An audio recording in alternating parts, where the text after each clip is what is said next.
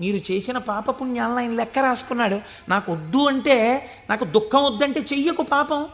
దుఃఖం వద్దనుకుంటే పాపం చెయ్యకు. ఈశ్వరుడు నీకు పుణ్యమే చేస్తే నీకు సుఖమే ఇవ్వడానికి ఆయన సిద్ధంగా ఉన్నాడు. నువ్వు బురదగుంటలో పడుకుని నాకు పన్నీటి వాసనలు కొట్టాలి నా శరీరం అంటే ఎందుకు కొడుతుంది? ఎలా కొడుతుంది? నువ్వు ఏం చేశావో దాని ఫలితాన్ని నువ్వు పొందుతుంటావు. కాబట్టి ఈశ్వరుడు నీ కంటికి కనపడి ఫలితాన్ని ఇవ్వడు, వెనక నుండి ఫలితాన్ని ఇస్తాడు.